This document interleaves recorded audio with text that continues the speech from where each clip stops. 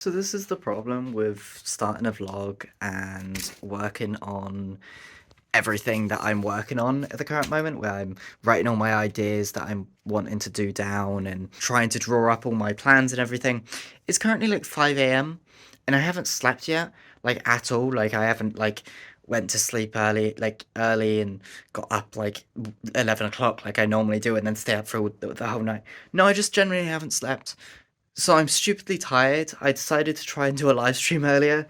Done like 30 minutes of it and went, I'm way too tired for this. And I swear that I wrecked my like website a little bit. But then again, I haven't published it, so I'm all good. And I'm just gonna like fall asleep. So um, see you when I wake up. Hopefully not too late. My mum's meant to be coming around tomorrow, so yeah.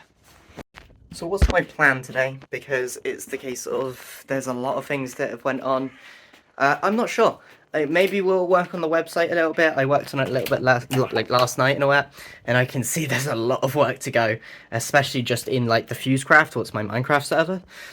But we could possibly work on building one of my businesses that I want to build, what means that we want to start working on it, start working on the idea, and expanding out the idea to the point that we could possibly have something feasible, I guess.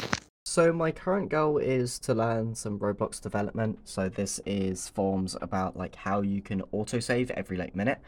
And this is really well, this works. Like this is like the new part of the script that I actually added in. But this is how I'm saving my like cache data, I guess. And hopefully this will come out to something, because I would love to be able to create a game on Roblox. I'm going to try and get some friends to be able to actually sort of help out with that and see how it goes. So I'm currently stumped on this because this creates the data store. This here, right here, makes it so that the data store sort of saves or loads when the person loads in. And this right here saves it when they leave, what means that I can actually create like a really awesome thing with the actual like data store. So if we go into here, so yeah, we've got 50 cache. If we type in /console, we can then go on to server, loaded server successfully. Now if we type in this massive code that I actually have here, so now if we're going to change from 50 to 100, we type in this, press enter. What now means that we have 100. So if we now leave the game, so we press escape, and leave, we can now join back into the game. Now it's waiting for an available server, and that means that we should hopefully have 100 cache. So, moment of truth to see if that works at least. So my next goal would be to try and create it so that maybe if like the player dies or anything like that, it saves. It saves all your data every couple of seconds or so. So now we have 100 cache. So you can now see that.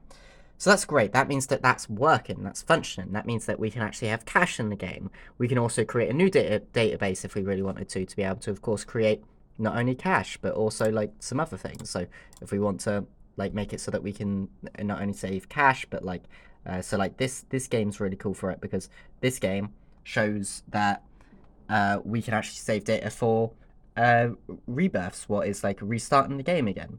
This one has like data for multiple different elements that you can have. So if you have certain abilities so that you can press a button and it works, or even like being able to run really fast, or if you currently have weights on or not.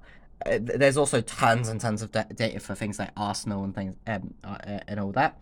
Okay, so I've done a little bit of work. I've now added in this lot, what will hopefully make it so that when the player dies, they will actually not lose money. But it's also the case of, well, I could make it lose money eventually. But if we turn around, we have 100 cache, so let's actually change that with this data to add another 50, say, and we'll see about it when we reset our character. After trying to rack my head around how to actually do it, I'm just going to play a game for like half an hour or so, just because why not, and watch some CoffeeZilla, because why not as well. Just learn about things and learn about what's going on in the world.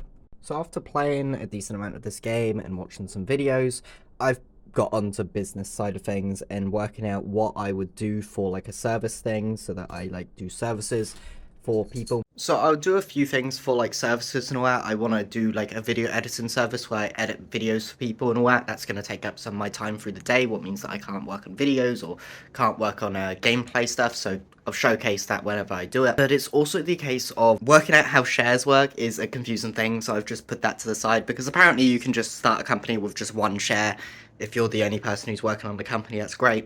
But of course I want to be able to create this company and be able to have it maintain and start working on things and see what I can actually do. Because otherwise, if you don't create the company, if you're just designing the company the whole time, it's going to be very confusing. I have 2 years to be able to actually work on this, or just under 2 years, because I have college for the next 2 years. The goal at the current moment is to look into it a lot more. I got my books to be able to do that. I should sort of whack them out and start trying to read them in a way. I might do a time lapse of that if I ever do it. I also have like an older book of it on my shelf. So might have to try and see about doing that.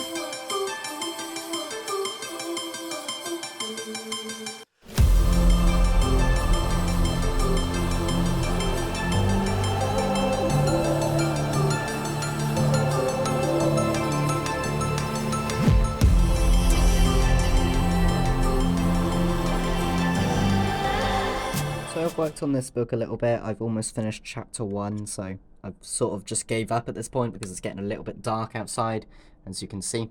But it's also the case of I want to sort of implement some of this, what I've actually read. So if we actually look quickly across at my notes, we can see that I have a decent amount of notes. This is all the notes that I have here, so I just number them and sort of put them into a database that I can easily look at. And yeah, basically all it was stating for the most part is that you want to look at your target audience. So if I wanted to do a video editing service for my company, I'm going to have to look at the target audience and see about that. So the target audience is a little bit weird when it comes to video editing. I could be going for professional film, what means that there's more money in that, and on top of that, there's a lot of stuff with that. I'm of course doing a course to do with professional film, so I wouldn't mind doing that at some stage. But I'm a more relaxed video editor for people who do gaming videos, who sort of create vlogs and things like that, as well as I want to show that off a lot more. So my goal is to probably make it so that it's a cheaper market, because there's multiple ways that you can actually be able to go about making the market better for people. And one way that I can do that is possibly by making it cheap or free to begin with, and then work my way up from there, possibly pricing it up a little bit more and seeing what I can do. So to look into Fiverr a little bit to be able to actually learn about how their video editing service works, or their like video, like all the video editors on there, like how much they're charging for things, what sort of like plan are they looking for, how many reviews they got, things like that. I've started working on a database, so I'll show you that. So this is the database that I've been working on. It's got 25 things so far. These are the sellers. So sellers sometimes have like multiple campaigns or plans through the thing. So basic to premium. So basic, standard, and premium. This is the price of it. This is the reviews. So how many reviews? Some of them have like multiple. So this one has say 36, 36, 36.